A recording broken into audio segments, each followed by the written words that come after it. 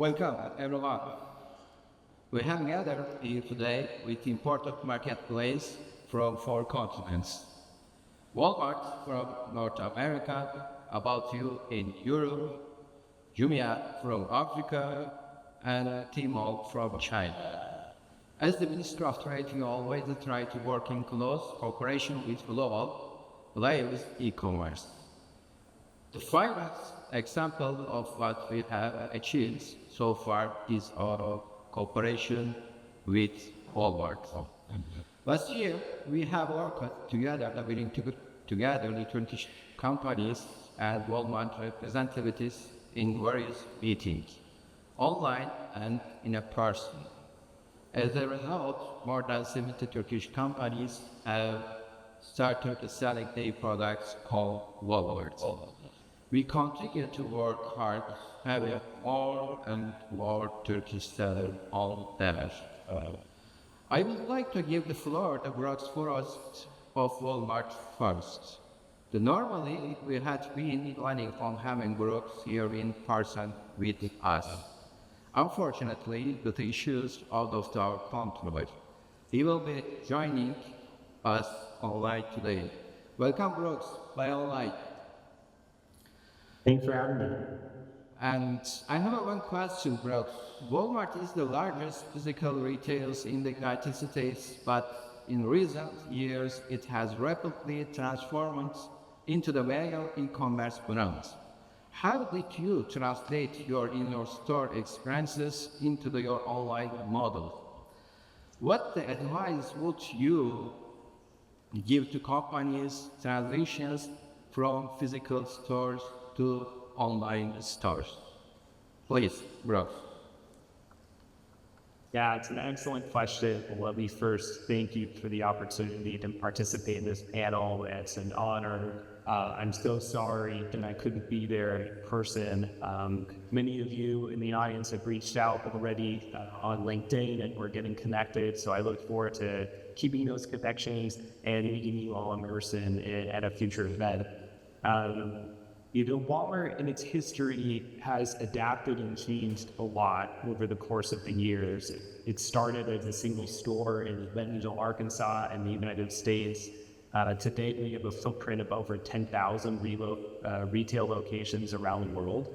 We operate in over 18 countries, and we have an e-commerce business which recently has surpassed $100 billion in GMV and is growing double digits year over year. And so we look a lot different today than we did. And we also have an advertising business that's growing. We're in financial services. And so, what we are today is not like what we were. And we came out with a statement recently that described what Walmart is. And it's that we are a people-led, tech-powered, omni-channel retailer. It's dedicated to helping people save money and live better. That last part of the statement is our company purpose. We help people save money so they can live better. But, saving also includes time. We're focused on it. We see that customers really want convenience. They want a choice of products. They want products to happen. They want great value. And they want to do business with a company that they trust. And so one of the things that we've been evolving and changing and investing in is our marketplace business. Our marketplace is growing rapidly. And that's where companies like the ones in the audience could join and sell. You referenced the many Turkish companies that are already joining and selling, and we're really excited about this. We have marketplaces in the US, Canada, Mexico, and Chile. And the customers there, we're seeing increased traffic, and customers really want access, like I said, to the broad assortment. And we're seeing that resonate not only with entry-level price point products, but also even premium prestige. And so across the spectrum of goods, customers are buying. And so we think it's a really great opportunity for sellers, especially we've been very excited about the Turkish companies that produce such great quality products that our listeners really want to buy. And so we think it's a wonderful opportunity that we hope everyone here will join soon. Okay, thanks, Brooks. Now, let's move close to home and to Europe. About you is a big in Germany, Mr. Tarek. But what stands out, its appeal to young people and its strong presence in Eastern Europe. This is great for the Turkish exporter. I have two questions. Tarek, can you share how about the operates and how our audience can start selling your platform? And what should they keep in mind? And also, regarding the fulfillment, they offer service that can help sellers manage logistics better. Yeah, thanks for giving me the opportunity to be here. I founded About You 10 years ago, so we are a fairly young company. We are specialized in fashion, so we only sell fashion to young consumers, mainly women, across 28 countries in Europe. So we cover more or less every country in continental Europe, and we are market leader roughly half of the countries.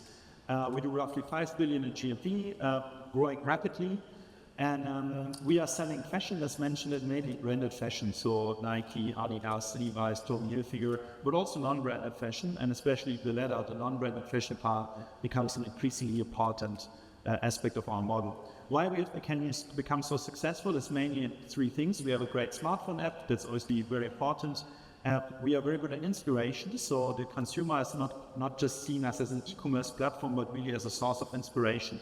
So a typical woman would visit About You every day and use us a bit like a fashion magazine. She would go through looks, through outfits, through content stories, through live shopping, and then really get inspired and buy something out of an impulse. And thirdly, because of personalization, that's also why our name is About You. If I log in on our website, the logo changes to About Tarek, and with every click, we optimize the next click and make it really a personalized experience for each and every individual consumer, finding what they are looking for and getting inspired based on their style. We are working together with all kinds of suppliers and brands. As mentioned, we are a multi-brand platform, so we don't produce ourselves. We only sell fashion that has been produced by others. And we welcome Turkish suppliers on our platform. We're also already working together with a couple of them. And it's possible to work with us in two models. We have a wholesale model, so we are able to buy goods in wholesale and take them in our own inventory, in our own warehouses, but we also offer a marketplace.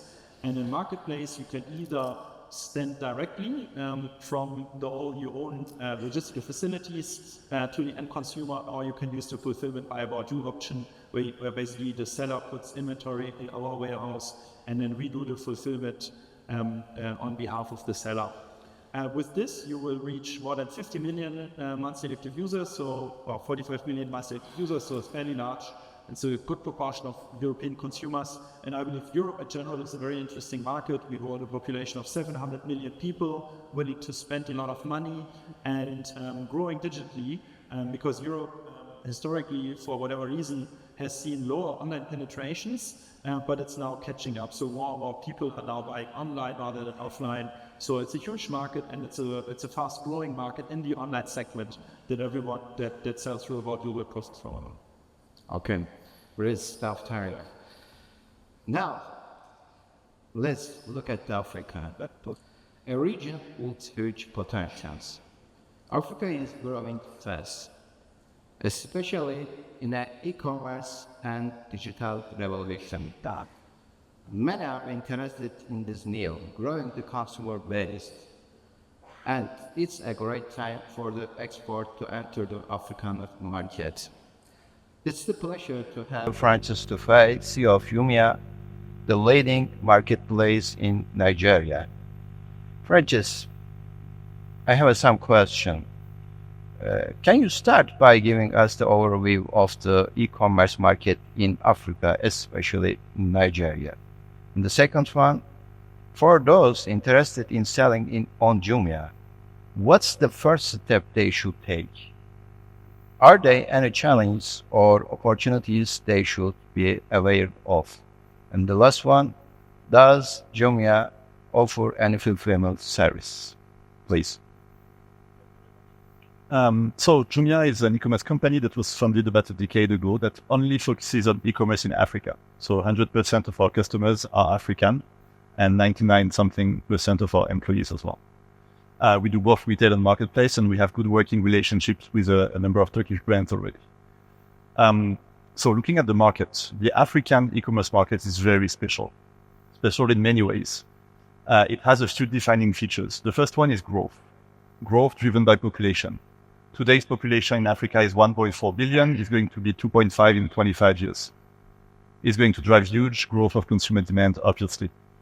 Second is the purchasing power.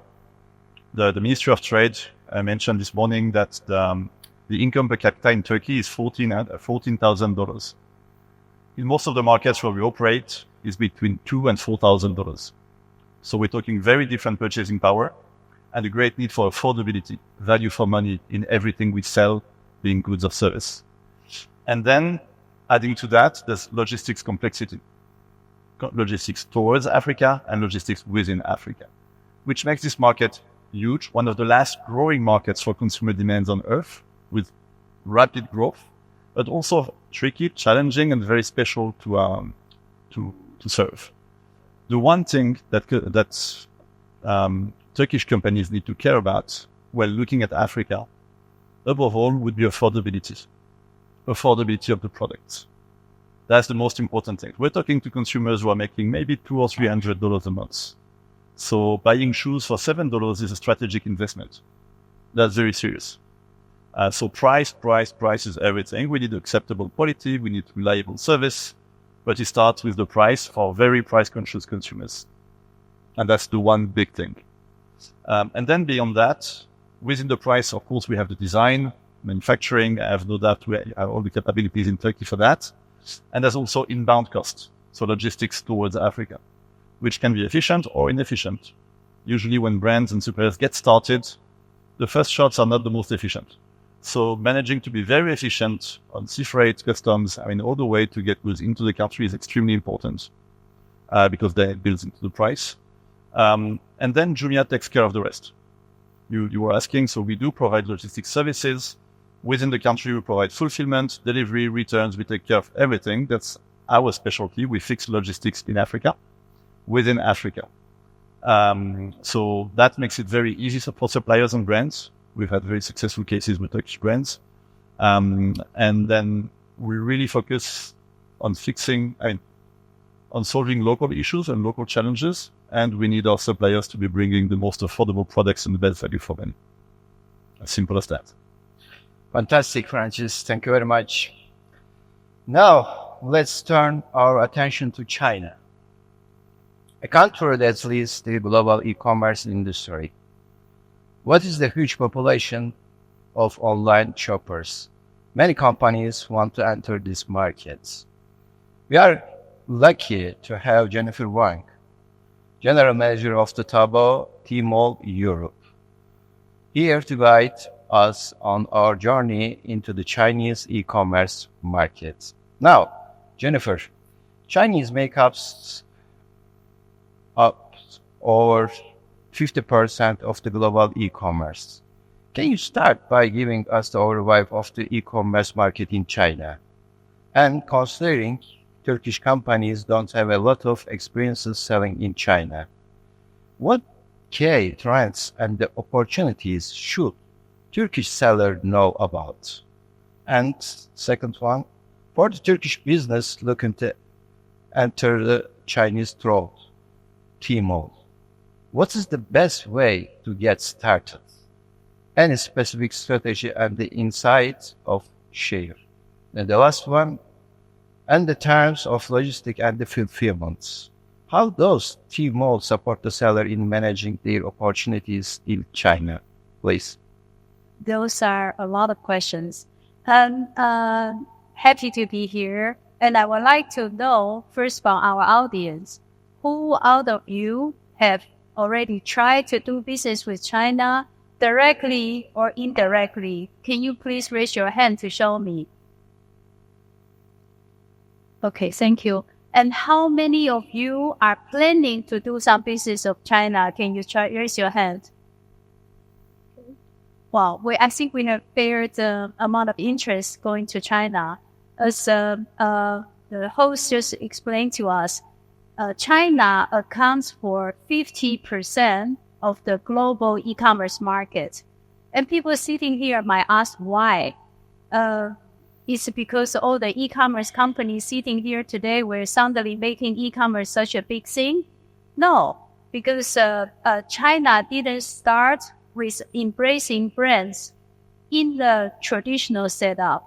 We come from a country, we are here Europeans, we're sitting here because we have a long-established supply chain, your local retail chain, retail stores. But China didn't have that in the beginning. Do you know there are more than 140 cities in China has more than 1 million people, 140 of them. So you as a brand, if you're today selling, let's say, washing soap, if you say, my product is not for e-commerce, I'm a very good brand, I'm going to distribute in China. Can you imagine how much inventory you will need to just put them in stores in China? That is why e-commerce is important for China, because they give any new brand, any brand actually an opportunity to enter the market. You will not be able to put your product physically in all the retail stores and refill them. You don't have that network to do that. So new brands normally start with e-commerce. And we know the size of China.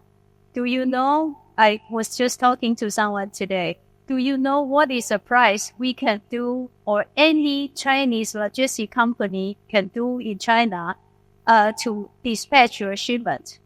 It is around 10 to 12 RMB.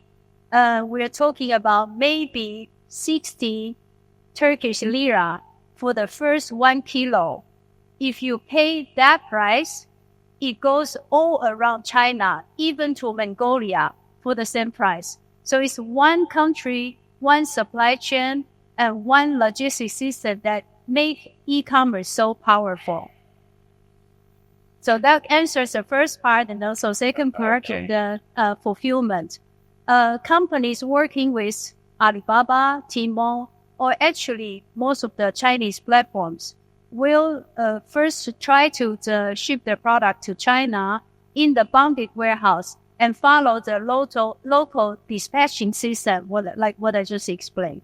So it's very easy to ship your product around in China, very transparent logistics system that is offered by us, and also warehouse system.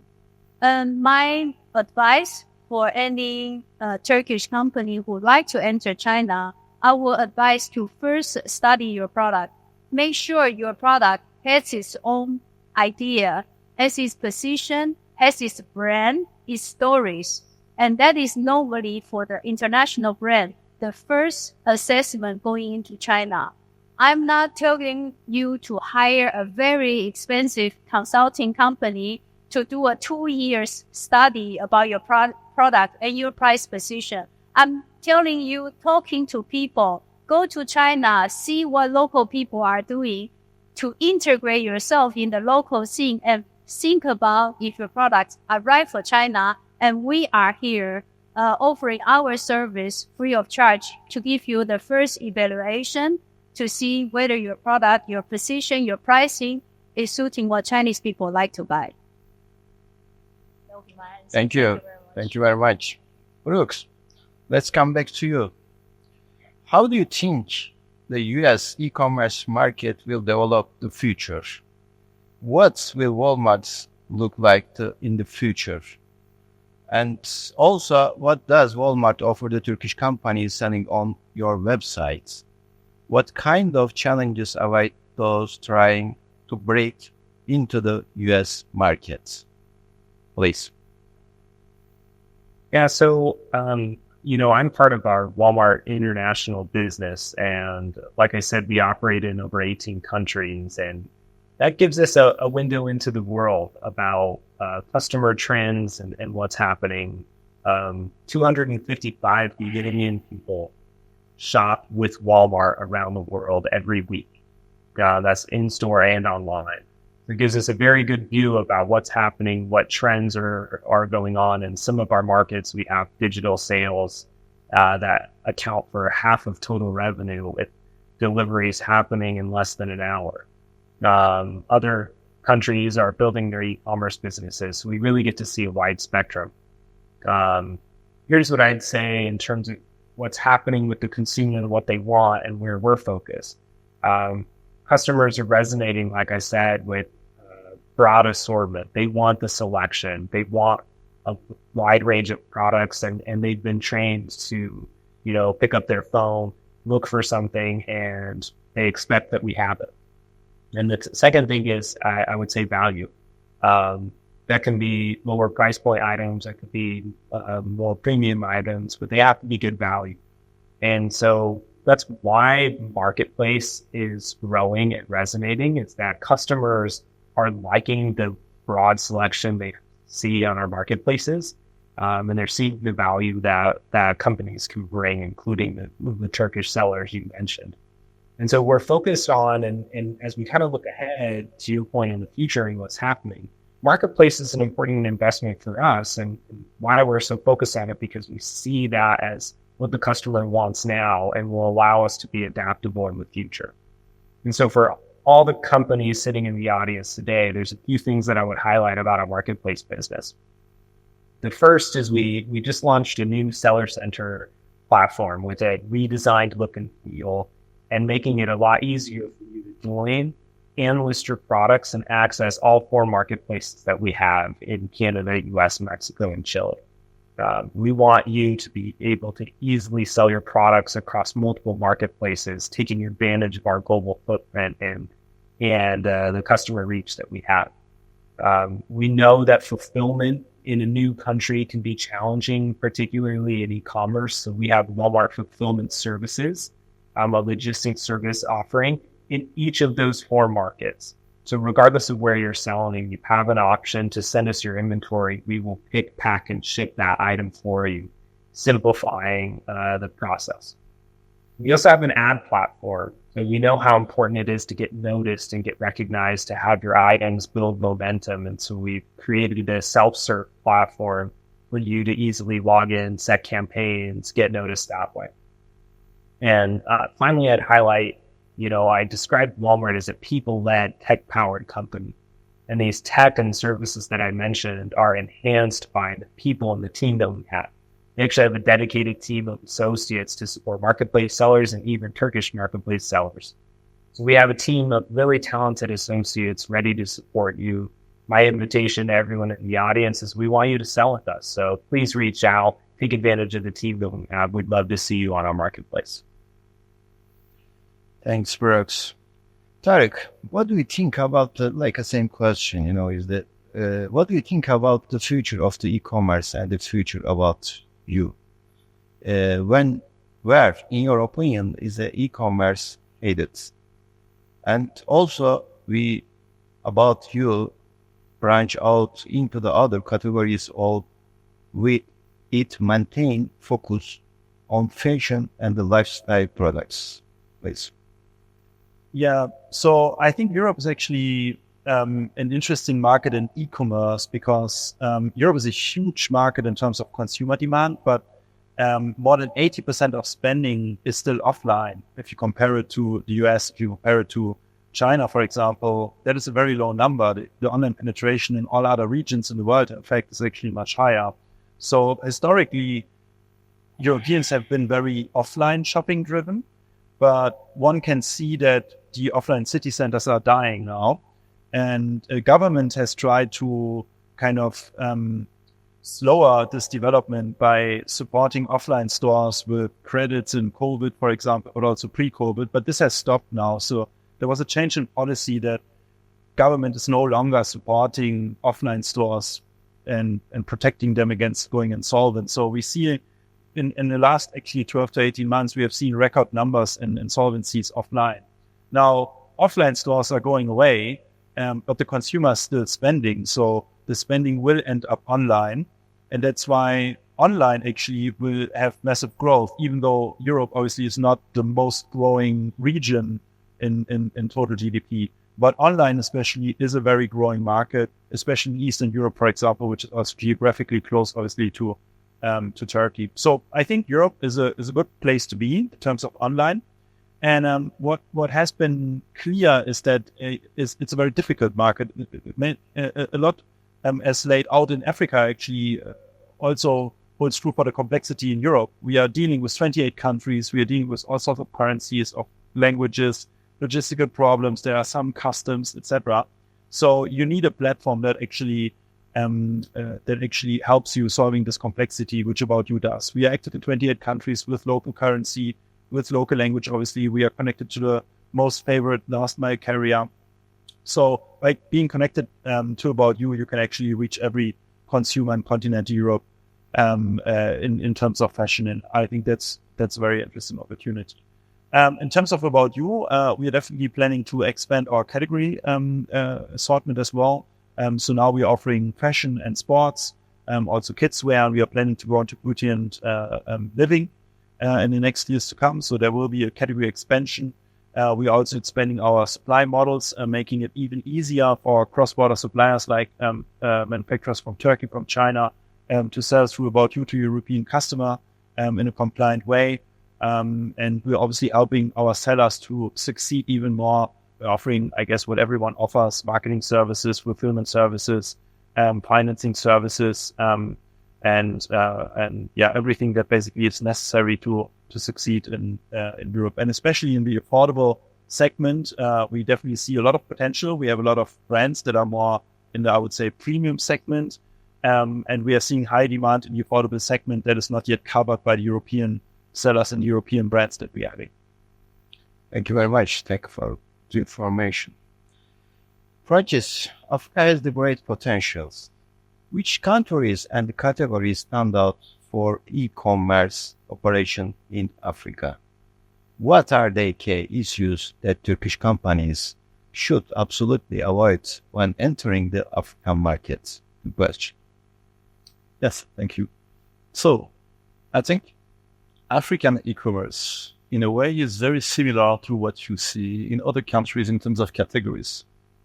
There is demand from African consumers for electronics, accessories, beauty, fashion, appliances, home and living, all those basic categories of e-commerce. What we need to take into account here is that our customers are not making as much money as they would be making in Turkey, let's say. So as a consequence, there will be a bit less diversity. We're really more focused on basics within the categories. And within those categories, the price points will be more demanding. But typically our customers, even if they're making, let's say, $250 a month, they want to have a bigger TV, they want a second smartphone, they want new shoes every 2 months, they want colorful fashion, and so on. So these are regular customers, but more constrained on the financial side. So typically, it's very important for me to be here in Istanbul this week, because a lot of the products manufactured in Turkey are perfectly relevant. If we take fashion or home products or even appliances, that's typically in very high demand in our markets. Just need to be at the right price point. What's important about the African market I didn't mention before is that it's all about supply. We're challenged in markets where purchasing power is low, but supply is usually bad, or insufficient, or too expensive, or without the right choice. Mostly because of inefficient logistics and lack of support from importers and brands to bring in products to the market. So it's all about just serving the needs. There's a latent need, there's pent-up demand in Africa that's not really served, not enough. That just need to be served the right way without crazy stuff. We just need reliable service and acceptable quality and the right pricing. So in terms of products, that's really the usual products of e-commerce that you may do in Turkey or anywhere on earth. It's just the price point. Of course, you take into account climate, so we don't sell a lot of jackets, but that's pretty much that. So it makes it a market that's not so special on the demand side in terms of categories. It's then, again, all about the price. So that's how Turkish suppliers need to look at it. The big hurdles, I would say the big challenges are the topics on which I've seen people fail would be coming with a wrong idea of the market, thinking you can go like premium in Africa. Of course, there's a premium market, but it's a very small one. E-commerce is for volumes. We want to make volumes. We have fixed costs and in massive volumes and that. So premium for me is not a segment, it's a niche in Africa. So we need to be very clear with that. I'm trying to be as clear as possible in discussions with suppliers. And then it's inbound logistics, managing the way towards Africa in the most efficient way, leveraging local partners, if possible, Turkish circles of business within the countries to make sure your products, well, get all the way to, let's say, Nigeria in the most efficient way and doesn't the price. Then to your second question, sorry, when we look at the markets, I think so. There are a few obvious big markets in Africa. Nigeria, Egypt being the obvious ones, right? Both countries have had their fair share of macroeconomic challenges over the past 2 years. It's been a bumpy ride. But most importantly, what people tend to forget from the outside is that even if there have been 2 devaluations in Nigeria over the past 2 years for over 75%, we still have 200 million consumers in Nigeria. They're still living. They're still buying shoes, food, fridges, appliances, whatever. So there is demand. There's a lot of demand, even if the economic situation is not great, particularly in Egypt and Nigeria. And then we have a number of other countries in Africa that are performing pretty well. Kenya, Morocco, the Ivory Coast, Ghana, even Uganda, Senegal. So we see pretty strong demand across the board. I think that the basic is as simple as that. When we manage to get to local populations with reliable service and very good value for money, it's a match. It's very simple. So I think if there's one message from me to the audience here is that Africa is a big market, is a huge market, is going to grow significantly over the coming decades. But it needs to be addressed in the right way, and it's all about delivering amazing value for money. It's not the same products you would send to Europe, definitely. And we need supply in Africa. The key is to get more products, more supply to African consumers while literally waiting for it. Thank you. Thank you very much. And Jennifer, we have enough time. Don't worry about it. Because of thank you for all the panelists. Because of they are using the time is so effective. And if you want, we can take some question. And also, yes, Jennifer, we are still in the early stages of cooperation with Tmall, but we see great potential in this relationship. The Chinese market is very important for us. China is ahead of many countries is in the field of e-commerce. So your perspective on the future trends is valuable for us. How do you foresee the future of e-commerce in China and on the world? Okay. Well, as a big e-commerce country, I again would like to have the audience tell me something about your behavior. First question, when you take a picture of something or somebody, do you use horizontal or vertical when you take your mobile? Horizontal, please raise your hand. Your first instinct when somebody say, take a photo of this. Okay. And the vertical ones, please raise your hand. Now we see. I'll come back to the answer. And today, somebody introduced you a very good perfume. So they say shampoo, where everybody will use. And your choice of where to find out more information about this shampoo, I give you 3 choices because this shampoo you cannot find in any retail store, offline channel.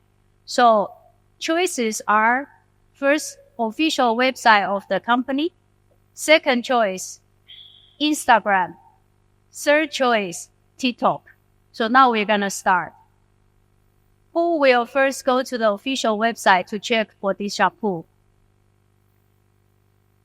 Okay. Who will first go to Instagram? And third, who will go to TikTok? Okay, well, TikTok will not be very heavy here. The penetration is not very good in Turkey. So why do I ask this? You asked me about the future of e-commerce. Do you know e-commerce is all about content? because you are buying something you never see or you haven't seen before. And at least people sitting here want you to buy something new they are going to bring to the market. So all the content in China especially, but very soon also happen to all of us here, they are vertical. So you will not browse, buy anything on your computer. So you will not anymore take a horizontal photo, people. So if you're still taking horizontal picture, you are a little bit off. So the next question is coming to where you find the information of the product. Actually, young people, I think 10 years ago, people tell me if you ask young people a question, they are not going to Google, they are going to YouTube. Because you ask a question, they want to see what is happening. They don't want to read what is going on. They want to see what is happening. And today, for the young generation, if they want to know anything, they typically go to Instagram or TikTok. They are not bothered going to the official website. And that's what e-commerce also doing in your life. You see, you read the content in the random way, which is pushed to you. So what does e-commerce make more success in the future is because you are entertaining yourself. So our competitor is not other platform. It's not you or any other European player or it's a Chinese player. Our competitor is time. If you are watching YouTube, if you are watching TikTok, you are not buying. And how can I make you buy on my platform and not spending time on Instagram, social media? I have to have the right content, and right content comes from the right product and right market position. So in the future of e-commerce, you have to enjoy, to have fun, to connect to people via social media, via your platform, via your short video, via your word of mouth, via people click on your video, and algorithm will allocate you the right traffic to the product. So more people will see it. That's the future. Thank you. Thank you very much.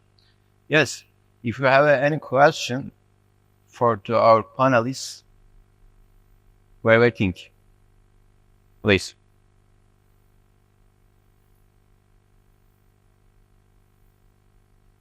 Set volume is 1 minute. My question is, like we were talking about the selling with content creators, like with the content. We are talking about like in TikTok shop, for example. It can be an example for your speech. Kind of. So actually, maybe we see more TikTok in European environment because we have only TikTok. But in China, almost all the platform like Alibaba, platform like our competitors, we have our own channels. And when you're shopping, you also see all these videos come by. And this video is just inspiration. You know, some people will also watch hours of streaming video selling something. If you don't understand this, you say, oh, why people want to waste their time watching people selling something? Go back to your childhood when your mother watched TV shopping. Then you'll understand me. The housewives, they're sitting there and they're ironing their clothes, they're watching TV shopping. It's the same as young people today. They also go online. They spend some time listening to other people explaining products. Thank you very much for that. Yeah. We are also hosting live shows on our website. Yeah, I can just echo that. So I think TikTok shop or generally selling over YouTube, etc., is interesting. But if you are a platform, I think you have to very much agree with that. I think you have to provide the inspiration on our platform. That's why on About You, for example, we have posted thousands of live shopping, which was on About You, where you could immediately buy whatever you see. Another question? Yes. Hello. So, firstly, I would like to thank you for giving me the time to ask the question. So actually, we are a company that produces furniture in Turkey. So my question is, like, what challenges do you see for Turkish furniture producers that export that furniture to China or to Africa or to America? Thank you. Yes, please. Kime sordun soruyu? For the three countries, China, Africa, all of and you. America. You can answer. I will ask Brooke online, And also, America, and then go first. Okay. Brooks. Yeah. A couple things I would say. One is the furniture category on Walmart is growing pretty rapidly. So I think it's a great time and opportunity for home and furniture sellers to join. Obviously, big and bulky items are a challenge. One of the things we offer with Walmart is Walmart Fulfillment Services, and that includes a big and bulky offer. So we can handle your heavier assortment, something we'd love to talk through with any company that's looking to do that. And we see that as a potential differentiator for us is in our ability to handle kind of a broader range of assortment, not just small parcel. Okay, thank you. What about China exactly? Like, what trends are going on in China in relation to furniture? China, so in this part, honestly, China is very big furniture exporting country. So they make a lot of things selling to the U.S. particularly. I think there are a lot of export already. So for the lower and mass sector, I think China and Turkey honestly duplicate each other in terms of supply. So if you are in that sector, I would not recommend very much before you do an in-depth market study. However, if they are specialized, so if it's traditional or if it's something special that is more tailored to what Turkish lifestyle, I think there is a market because it's similar product you cannot buy in China. And to go further, they are also very high-end furniture for office supply. These things are for the higher end in the office building they buy. So it depends very much on what you supply. And we also have very successful case, Italian material, Italian furniture designer selling product half made in Italy, half made complete in China. These are also successful cases, which is a combination of both. Okay, thank you so much. So now as to Africa, exactly like what are the main challenges? Is it like cost-wise or maybe like some other obstacles that they are in? Thank you so much. Yeah, I think the challenges will be pretty straightforward and in line with the other categories. This is a segment that is very poorly supplied across the continent. So we're really lacking supply. But having discussed with lots of suppliers here, we really need to be able to focus on the absolute basics of assortment and manage prices. Because it could be a big market. Right now, it's a very small market across Africa because it's not supplied at the right price. So a lot is done locally without much manufacturing capability. So it's all about selection. So having a selection of the most basic items and then working on the value for money. Thank you so much. Nerede var? Tüder. Bu tarafa alalım mı? Alabilir miyiz?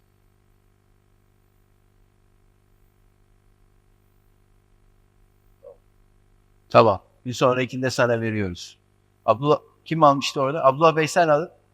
Daha sonra şu tarafa verebilir miyiz mikrofonu? Arkadaşı çok beklettik. Yo verin. First of all, thank you very much for this wonderful panel to Mr. Davut, all our visitors. Actually, I don't have a question, but I just would like to double check one thing about Jennifer's speech. It was really interesting regarding the logistic costs. And you converted to Turkish liras, 60 Turkish liras. I'm really wondering, this 60 Turkish liras is the cost of logistics in only China domestically or from Turkey to China, anywhere in China? Thank you very much. It is China locally. I think I have a better feeling of Turkish lira if I check this morning on the translation conversion app because I'm Taiwanese. Yeah. Our currency are now almost similar on the same level in terms of exchange rate to China. So I have a very good feeling. This 60 lira is the first kilo being transferred. And the second kilo is normally 2 or 3 RMB more, which is, let's say, less than 10 lira more. That's how we ship product all over China. It's not only Alibaba. Most of the logistic company, they work around this rate. There is some special algorithm to calculate these logistic costs. They just take one fixed number to cover the whole China. It's a lot easier because some are closer to you, some are further to you, but they're still in the same logistic network. Of course, this is not express. You expect to receive it in 2 to 5 days. Thank you very much. It's a very big country. Yeah, thank you. Thank you. Buraya verebilir miyiz?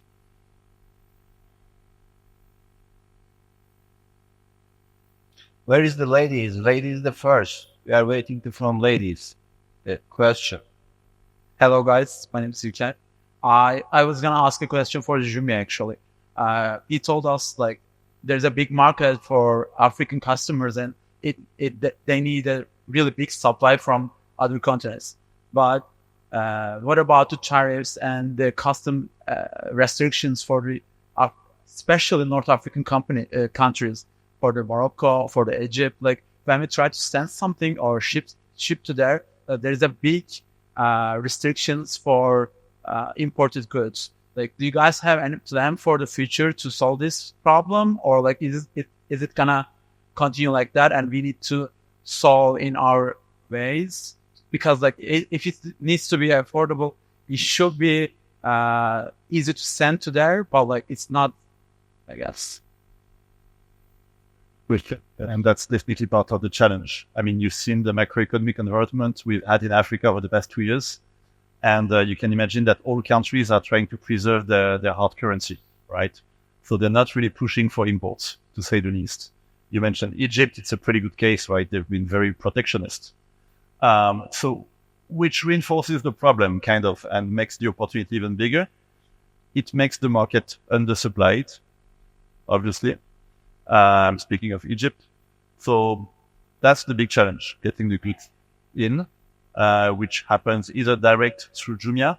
So we would do direct purchases to some suppliers on the most critical categories and segments and best price points.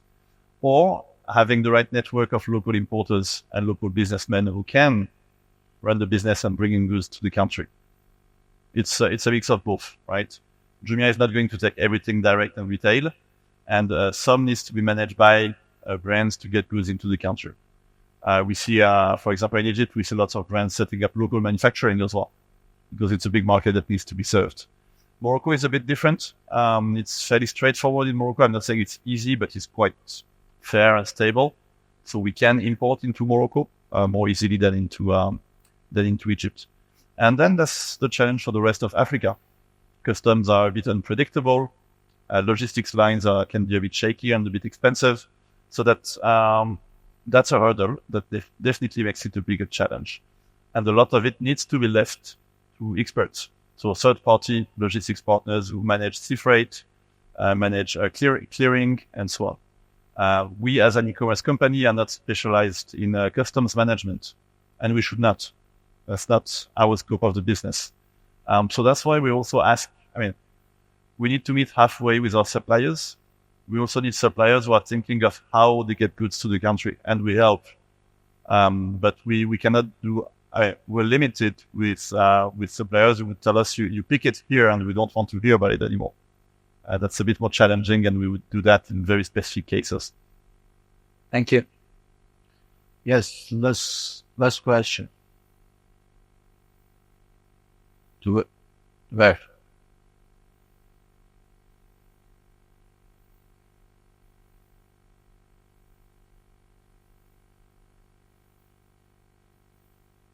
I want to ask my question to Jennifer Wang, please. As you know, China is exporting its goods to every corner of the world, but it is very hard to enter to Chinese market because there are very tough competitors there. As a Turkish company, if we want to export to China, which categories especially can you suggest any special categories that we have greater chance to export to China? Can you give us any examples? For example, food or, for example, textiles. Can you give us examples? I'm asking. Thank you. Thank you very much for the question. We are sitting here today. We talk about cross-border e-commerce, right? So I think most of you understand what is cross-border e-commerce. In my term, it means product has not officially go through the import procedure and has not found the importer and can sell in other country. So big Chinese company, AliExpress, and my respected competitor platforms, they are selling a lot of parcel via cross-border into Europe or Turkey. So same happen, Turkish company can also do cross-border via Tmall Global to China without being registered or going through the product import inspection. So that's also cross-border. And what is in cross-border, very welcome. At this moment, our biggest sector is actually health and supplement. It does very, very good. It's a big, big part of us. Beauty, personal care comes after. Then it followed by mother and baby, because don't forget, most of the Chinese family has only one baby. But same as Turkey, what I learned from Turkish people, you love your children. You love your children, and there are a lot of supply to cater how family value is important. Now, children are important for Turkish family, so as for Chinese family. So the mommy and baby sector is also very welcome for import products. And then a little bit fashion, but fashion is subject to what people like. That I cannot make a very good summary about it. So health, beauty and personal care, and mother and baby will be the area you should work on. Yes. Thank you very much. Thank you all for your valuable insight today. We are exploring the key opportunities and the challenges in US, Europe, Africa, and China, each offering a great potential for Turkish exporters. A big thanks to our panelists, Forrest, Tarek, Müller, Dufay, and Jennifer Wang, for sharing their expertise. And thank you to our audience for joining us. Let's keep pushing the boundaries and seize opportunities ahead. Enjoy the rest of the summit. Thank you very much. Thank you.